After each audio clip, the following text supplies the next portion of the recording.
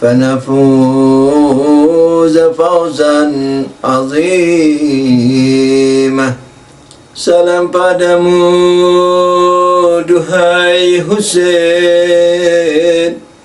salam padamu duhai Maula, duhai putra Nabi. Salam padamu duhai putra Ali, duhai putra Fatimah. Bagaimana aku dapat mengenalimu ya Husain?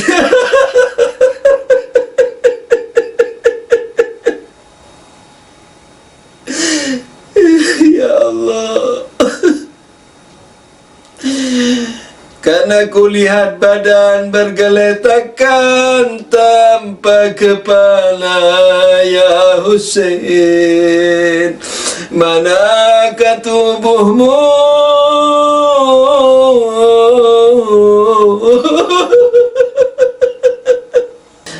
Sebagaimana antum ketahui, seluruh keluarga Imam Husain 23 orang semuanya dipenggal kepalanya dan ditancapkan di atas tombak.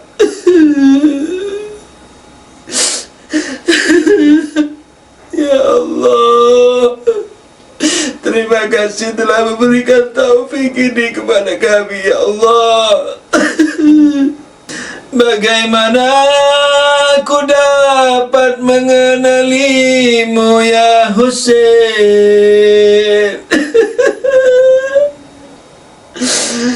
Ketika badanmu tak berkepala lagi ya Maula,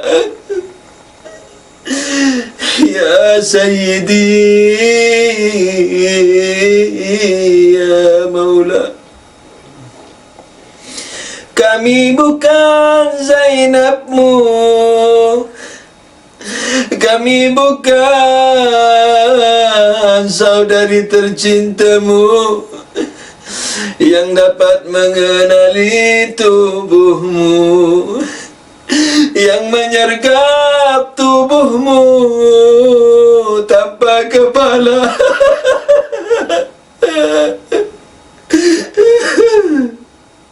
Yang menciumi lehermu tanpa kepala, tanpa kepala. Ya Allah, dalam riwayat dikatakan bahwa Zainab mendekap tubuh Husain yang tanpa kepala, menciumi leher tempat sembelihannya. Ya Maula Husain, Husain, Husain, Husain. Kalau Zainab alaihassalam dapat mengenalimu, tapi kami bagaimana dapat mengenalimu ya Maula? Barangkali kulihat luka yang terbanyak di tubuhnya, barangkali itulah badanmu.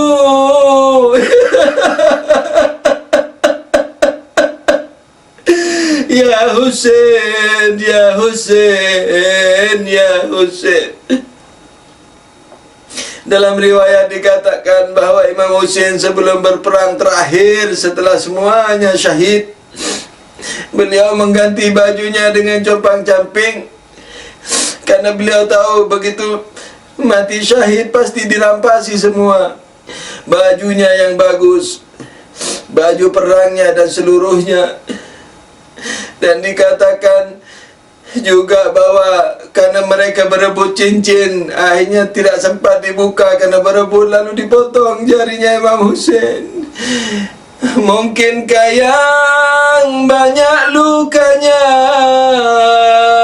mungkinkah yang banyak sabetan pedangnya, mungkinkah yang banyak tombaknya?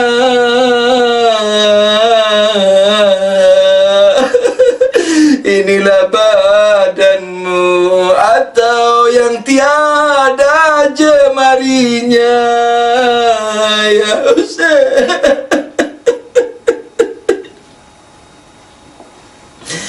Atau yang tiada jemarinya atau jari manisnya tempat kau meletakkan cincinmu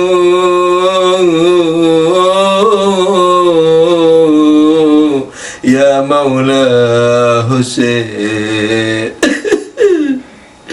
Ya Maula, datanglah kemari, datanglah ke majlis sederhana ini.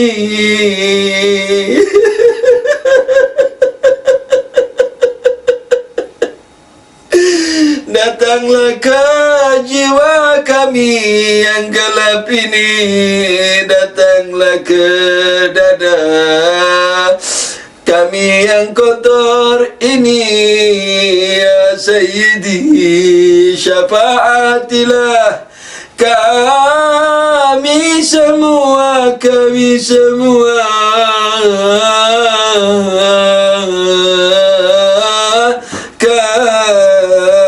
Kami semua. Ya Aba Abdillah, duhai, sekiranya kami bersamamu, duhai, sekiranya kami bersamamu, ya Sayyidi, hingga dapat menyumbangkan darahku di jalanmu, hingga ku tidak malu bertemu kakekmu, bertemu ayahmu, bertemu bundamu, tidak malu menyebut mahdimu, ya Maula, ya Maula, ya Maula Husain, syafaatilah kami semua, syafaatilah kami semua. Sallallahu alaika ya Aba Abdillah wa ala al-arwah allati hallat bi fina'ik. Salawat dan salam untukmu ya Aba Abdillah dan keluarga serta sahabat-sahabatmu yang syahid di Karbala. Syafaati kami di dunia dan di akhirat nanti. Sallallahu alaika wa ala abnaika wa ashabika al-maqtulina fi Karbala. Salawat Allahumma salli ala Muhammad wa ali Muhammad wa ajil farajahum. Allahumma salli ala Muhammad wa ali Muhammad wa ajil farajahum. Allahumma salli ala Muhammad wa ali Muhammad wa ajil farajahum. Alhamdulillahirabbil alamin. Wajib kita panjatkan kehadiran Allah Subhanahu wa taala. Alhamdulillah, alhamdulillah, alhamdulillah yang telah memberikan inayat kepada kita, walaupun terbata-bata, walaupun tersiok-siok dengan segala jaringan yang barangkali terganggu, tapi alhamdulillah, mudah-mudahan tidak. Selama ini alhamdulillah tidak terganggu. Wajib kita panjatkan inayah dan taufik ini, karena ia tidak bisa dinilai dengan seluruh isi alam ini. Bahkan kalau mau lebih dalam lagi, tidak bisa dibanding dengan surga sekalipun. Asal saja dilanjutkan dengan aplikasi yang tinggi, meresapi perjuangan Imam Husain, menatap dimensi malakutinya sebagaimana sudah diterangkan di majlis mukaddimah, yakni bisa dihitung majlis pertama juga, yakni yang hari Sabtu atau malam Minggu. Kalaupun tidak demikian, tetap pahalanya tidak bisa dibanding dengan seisi alam ini. Yang penting ikhlas karena Allah Subhanahu wa taala. Saya juga berterima kasih kepada teman-teman yang senantiasa sabar mendatangi majelis yang barangkali pertama kali antum buat, saya buat, majelis kajian, apalagi Husainiyah, majelis Husainiyah dengan peralatan online. Saya juga mengucapkan terima kasih kepada antum yang telah membantu adanya majelis ini dan syiar ini. Mudah-mudahan kita semua diterima oleh Allah Subhanahu wa ta'ala. Amin. Sebagaimana sudah disebutkan di awal, bahwa tujuan pertama, karena saya juga eksperimen ini, jadi dari awal saya tidak muluk-muluk. Jadi seandainya kita cukup menangis saja itu sudah luar biasa. Jadi seandainya lancarnya internet ini sebatas kita bisa menangis, mengidung dan menangis, sudah luar biasa. Syukur kalau ditambahi kajian, karena ma'rifah Islam itu adalah Islam itu sendiri, dan Islam itu sendiri yang diperjuangkan Imam Husain alaihis salam. Jadi Imam Husain berjuang untuk tegaknya dan bertahannya agama Islam. Karena itu tugas kita mensyukuri Imam Husain, berterima kasih kepada Imam Husain, yaitu dengan terus meningkatkan pelajaran kita dan meningkatkan takwa kita. Itu merupakan tanggung jawab. Untuk masalah bahasan ilmiahnya, yang merupakan bahasan sebenarnya sampingan dilihat dari sisi bayangan sebelumnya bahwa sulit mengadakan majelis Husainiyah ini di internet, tapi alhamdulillah ternyata lancar. Maka saya juga mengharap antum perhatikan kepada bahasan ilmiahnya, walaupun sekali lagi ada pengulangan, perapian, pengingatan terhadap yang sudah antum ketahui bersama. Bahasan kita yang bertajuk jihad dan falsafah jihad, yakni jihad dan falsafahnya sebenarnya. Al-jihadu wa falsafatuhu, begitu saya kasih judul dalam bahasa Arabnya. Nah, sebenarnya topik ini merupakan topik yang pernah saya bawakan dengan izin Allah Subhanahu wa taala untuk orang Arab, ya, orang yang berbahasa Arab. Nah, karena itu sekalipun permintaan saudara Firdaus, al-akh Firdaus menjelang Muharram, saya sanggupi, karena memang sebelumnya sudah memiliki materi yang sudah disampaikan ke orang Arab yang berkebangsaan Arab di sekitar Teluk Persia. Seandainya tahun depan misalnya mengingat lagi, itu jauh-jauh sebelumnya, karena misalnya 2 bulan sebelumnya baru dikatakan, karena harus dipersiapkan materinya dengan rapi, sebab pekajiannya kan 10 hari. Jadi saya lebih suka topiknya satu masalah, tapi beruntun bahasanya, tidak pindah topik setiap harinya, walaupun itu juga tidak ada masalah. By the way, malam ini saya yang lambat 1/4 jam, minta maaf karena ada teman yang memohon untuk ikutan, tapi ternyata tidak lancar. Jadi mohon ridhonya antum, sebab kalau tidak ridho juga tidak saya ridho ya antum lambat tiap hari. Guru ya. Jadi sallu ala nabi, Allahumma salli ala Muhammad wa ali Muhammad wa ajil farajahum. Bahasan kita sebagaimana untuk tabarruk, ya, saya baca lagi 2 ayat yang sudah setiap hari dibaca. A'udzubillahi minasyaitonirrajim. huwallazi khalaqakum min turabin tsumma min nutfatin tsumma min 'alaqatin tsumma yukhrijukum tifla tsumma litablughu ashuddakum tsumma litakunu syuyukha wa minkum man yatawaffa min qablu wa litablughu ajalan musamma wa la'allakum ta'qilun. Ayat kedua, fa idza sawaituhu wa nafakhtu fihi min ruhi faqa'u lahu sajidin. Bahwa ia adalah yang mencipta kalian dari tanah, kemudian dari mani, kemudian dari lintah, kemudian mengeluarkan kalian dalam bentuk bayi, kemudian menjadi dewasa, kemudian menjadi tua, sebagian mati sebelum itu, yakni di mata rantai sebelumnya, sudah diterangkan sebelumnya, dan sebagian akan mencapai ajal yang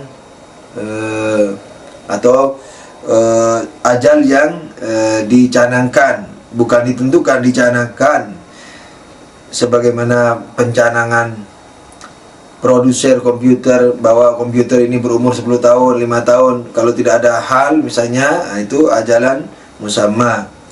Wala'allakum ta'qilun, dan semoga kalian berakal, menggunakan akalnya, memahami. Ayat kedua, ketika sudah ku sempurnakan, kira-kira begitu maknanya, badan Nabi Adam, lalu kutiupkan ruhku, yakni ruh dari aku, ruh seperti rumahku, yakni Ka'bah. Ruhku bukan ruh Tuhan, yakni ruh yang dicipta Tuhan, tapi mulia, maka itu dinisbahkan atau dihubungkan kepada Tuhan. Ruhku kayak rumah Ka'bah, rumah Tuhan, bukan Tuhan tinggal di sana. Ketika kutiupkan ruhku, yakni faqa'u lahu sajidin, maka para malaikat menjatuhkan diri bersujud kepada Nabi Adam alaihissalam. Nah, kita dalam memaparkan mukadimah-mukadimah sampai kepada hal ini, yakni hal ketiga, yakni cabang ketiga dari mukadimah kedua, yang biasa juga saya katakan mukadimah ketiga. Kita sudah selesai itu, yaitu silsilah sebab dan akibat yang berakhir kepada siapa? Atau mesti berakhir, wajib berakhir, harus berakhir, seyogianya berakhir kepada siapa? Kepada wujud yang tidak terbatas. Nah, sekarang kita akan melihat wujud yang tidak terbatas ini lebih jauh lagi, semampu yang dapat dijangkau oleh manusia, terutama yang dapat dijangkau oleh akal kita sendiri. Sallu ala Nabi, Allahumma salli ala Muhammad wa ali Muhammad wa ajil farajahum. Sudah diterangkan bahwa Allah, yakni pencipta, yakni sebab akhir dari semesta ini, adalah wujud yang tidak terbatas. Nah, sekarang kita mau lihat, ketika kita sudah menemukan Tuhan atau wujud yang tidak terbatas ini, maka kita seyogianya, lebih bagusnya mengerti lebih jauh apa makna tidak terbatas. Mengapa demikian? Karena kalau kita mengerti yang tidak terbatas ini dengan baik, maka banyak persoalan akidah dan lain-lainnya, baik yang berupa teori atau berupa terapan, itu dapat terselesaikan dengan baik dan insya Allah sempurna. Mudah saja ini, mudah-mudahan kemarin-kemarin setiap hari dapat menyelesaikan satu mukadimah saja. Insya Allah sekarang ada beberapa mukadimah, karena tinggal melanjutkan makna dari ketidakterbatasan tersebut. Mukadimah keempat, kita mau masuk nih ke mukadimah keempat dengan perincian penjelasan tadi. Kita akan masuk ke mukadimah keempat, yaitu Allah mahdud la yatarakkab wa la yata'addad. Ya, karena saya dulu menyiapkan untuk orang Arab, jadi bahasnya bahasa Arab. Nah, maksudnya bahwa yang tidak terbatas itu sudah pasti apa? Tidak berbagi, tidak terbagi-bagi, dan juga tidak berjumlah. Nah, insya Allah ini sudah tahu semua antum, tapi untuk mengulangkan dan mengingatkan, menambah kesempurnaan jiwa, walaupun tidak bertambah informasinya, tapi dzikra, yakni fadzakir, kan, ingatkan, jadi mengingatkan kembali apa yang ada pada kita. Insya Allah barokahnya bisa membuat kita lebih takwa, lebih konsekuen kepada agama dan seterusnya. Insya Allah Ta'ala.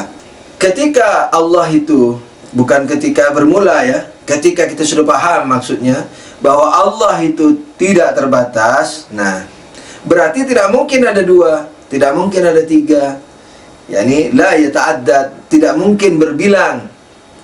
Karena kalau berbilang ada 1, 2, 3, berarti yang satu bukan dua, yang dua bukan 1, 2, 3, berarti yang satu bukan 2, 3, yang dua bukan 1, 3, yang tiga bukan 1, 2. Nah, ketika saling membukankan, berarti saling tidak memiliki.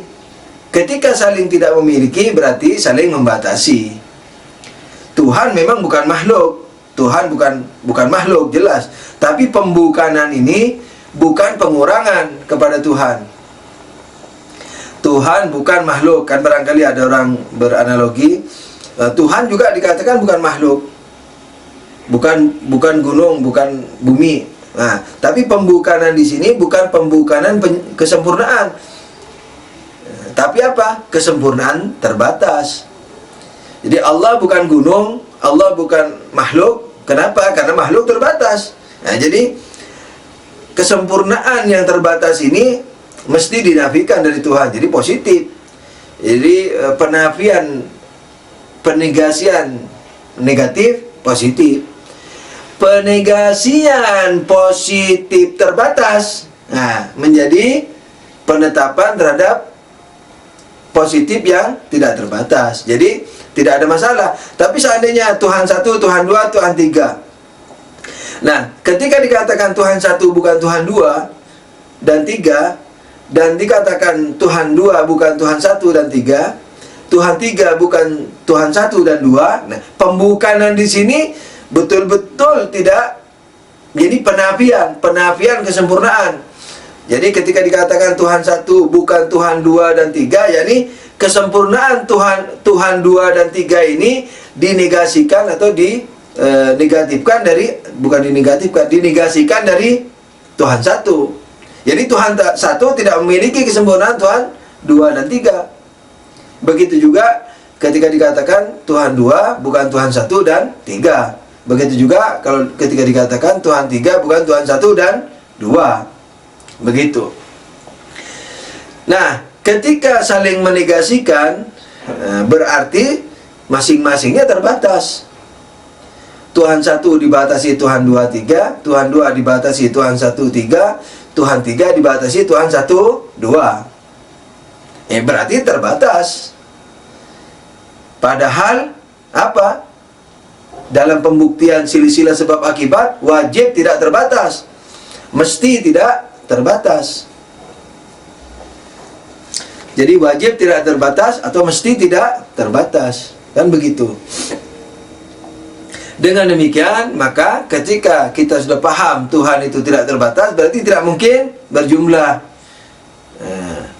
Begitu juga mukadimah keempat ini berisikan bahwa Tuhan yang tidak terbatas tidak mungkin terbagi-bagi.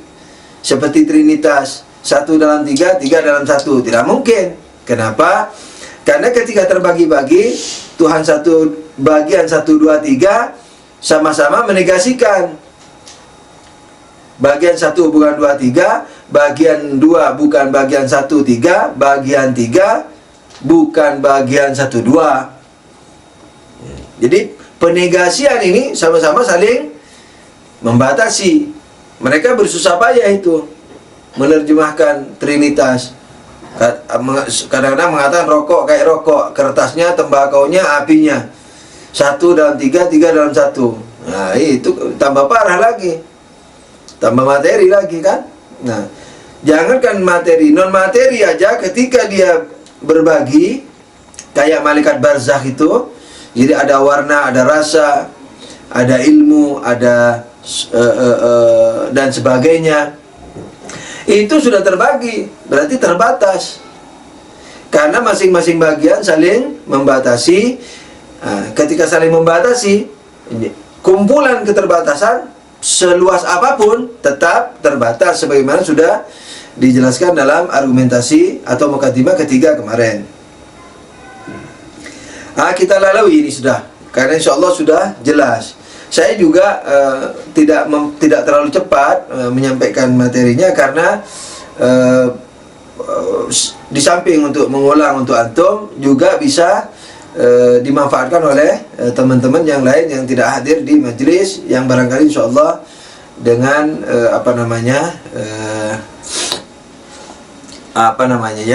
dengan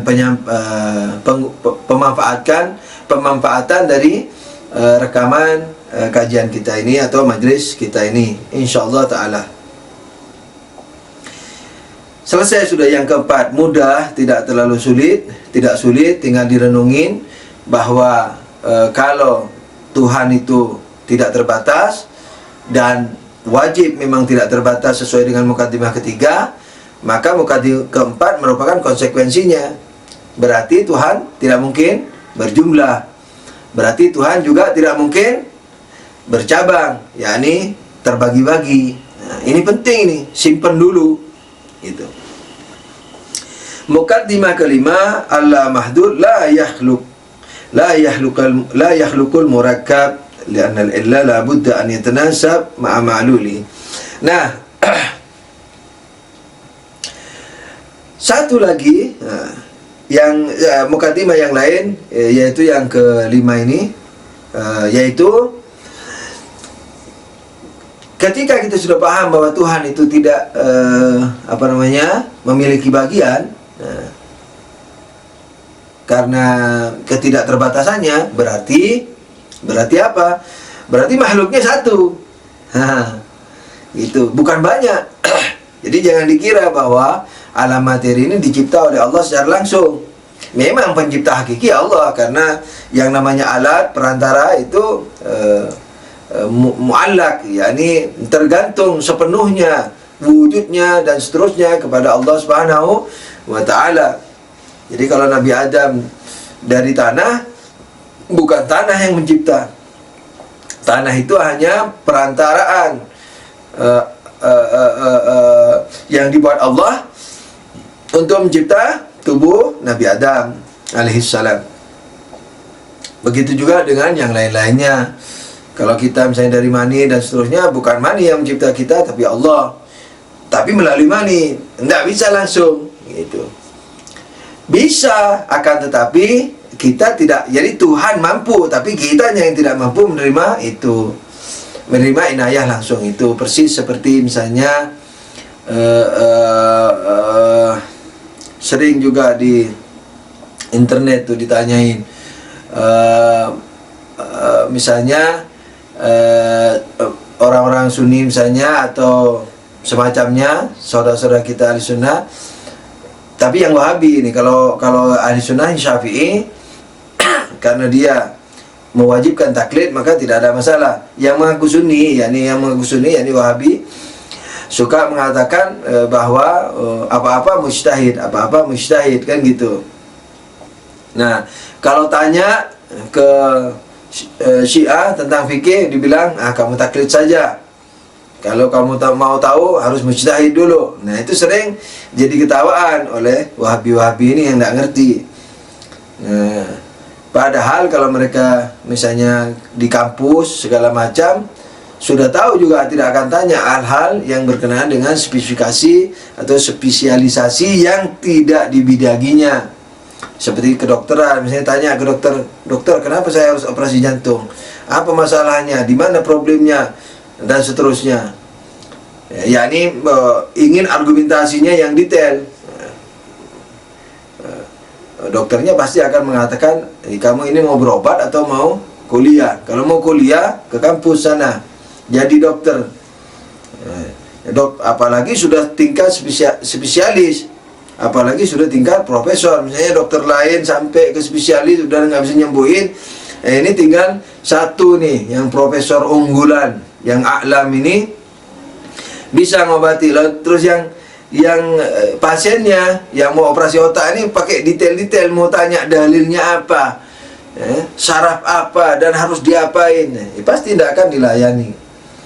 Nah, jadi Tuhan bukan tidak mampu mencipta kita, tapi kita yang tidak mampu mendapatkan inayah Tuhan secara langsung. Nah, rinciannya yaitu mukadimah kelima ini. Nah, begini, ini pembuktiannya sekarang. Tadi itu pengertiannya bahwa tidak semua yang makhluk bisa memiliki potensi untuk dicipta oleh Allah secara langsung. Karena itu perlu adanya perantara yang Tuhan sendiri adain. Jadi kayak tanah dibuat dulu sama Tuhan sebelum membuat badan Nabi Adam gitu. Karena itu sunnatullahnya seperti itu. Yang yang sempurna seperti itu. Sudah tidak ada cara lain yang lebih sempurna dari itu, gitu. Sebab kalau ada cara lain, Allah memakai cara yang tidak sempurna, berarti Allah macam-macam. Mungkin tidak tahu yang terbagus itu, mungkin tahu tapi tidak mau karena bakhil, mungkin tahu tapi tidak dilakukan karena lupa, mungkin tahu yang lebih bagus tapi tidak mau dilakukan karena ya begitu aja, iseng. Nah, di mana semua ini tidak mungkin terjadi pada Allah Subhanahu wa taala. Karena itu para anbiya, para aulia, para filosof mengatakan nizam yang ada ini, alam yang ada ini sudah nizamul ahsan. Ini nizam yang paling sempurnanya nizam. Sudah tidak ada susunan yang lebih hebat lagi dari ini. Untuk ukuran materi lo ya. Jadi untuk ukuran materi, biar yang di non materi itu juga, yang di barzakh itu semua sudah sesuai dengan nizam yang atau susunan alam yang paling bagus, gitu. Sebab kalau tidak paling bagus mengkonsekuensikan berbagai kemustahilan sebagaimana yang sudah diisyarahkan tadi, seperti Allah tidak tahu, yang tidak mungkin, Allah lupa juga tidak mungkin, Allah bakhil tidak mungkin, karena kalau bakhil takut kurang, sementara Tuhan tidak terbatas. Bagaimana bisa berkurang kekayaan yang tidak terbatas? Bukan uang loh ya, kesempurnaan tidak terbatas. Tidak mungkin kurang, kalau kurang berarti terbatas. Walaupun kurang secuil, seatom. Samudra, anggaplah alam semesta ini seluruhnya samudra, air samudra. Anggap alam semesta ini galaksi semua air. Dikurangi satu atom, berarti terbatas. Karena masih bisa dikurangi. Tapi kalau tidak terbatas, tidak bisa dikurangi. Jadi mau berapa aja, tidak akan terkurangi. Tidak akan ada perubahan. Berubah saja, tandanya sudah terbatas. Nah, jadi apa yang ada ini sudah merupakan susunan yang paling agung. Nah, saya agak cepat sedikit karena lambat seperempat jam tadi. Supaya tidak terlalu malam di Palu. Sallu ala Nabi. Allahumma shalli ala Muhammad wa ali Muhammad. Tambahan yang perlu diketahui setelah ini, ya ini untuk membuktikan bahwa tidak semua dapat disentuh oleh Allah secara langsung, tidak punya potensi untuk itu. Karena salah satu yang karena yakni alasannya diantaranya salah satunya adalah bahwa antara sebab dan akibat harus memiliki relasi, memiliki hubungan, memiliki keserupaan, memiliki kesejenisan. Makanya kita tanam jagung, kita mengharap jagung, pohon jagung. Seandainya tidak ada relasi dan kesamaan, kemiripan dan seterusnya, pasti kita tanam jagung dak dikduk. Jadi petani yang menanam padi di sawah itu menanam padi atau bibit padi, dak dikduk dia. Khawatir. Kenapa? Jangan sampai besok keluar ular, keluar naga dari biji padi itu, keluar misalnya harimau, keluar apalagi buaya, ular piton, ular anaconda. Wah, bahaya kan gitu. Seandainya tidak ada relasi antara sebab dan akibatnya, hancur ini alam semesta ini, ya kan? Ingin punya anak, jangan kawin. Tapi apa? Membentur-bentur kepalanya ke tembok, dibentur-bentur. Ditanya sama orang, kenapa? Ingin punya anak. Nah, ingin melahirkan anak, dibentur-benturkan. Ya Allah, ingin melahirkan anak, kawin. Nah gitu. Bukan membentur-benturkan kepala ke tembok. Tentu saja kerja dulu. Jadi kalau laki-lakinya, kalau perempuannya ya berdoa supaya ada yang mendatangi yang soleh.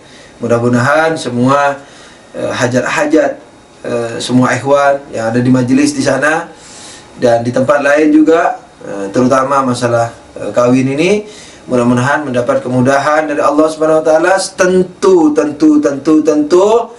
dengan mencipta potensi dalam diri.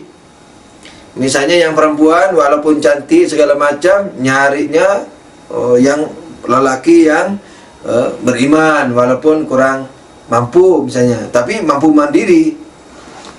Jangan sampai kena rayuan lelaki gombal ya. Jadi, wah kamu ini memilih harta.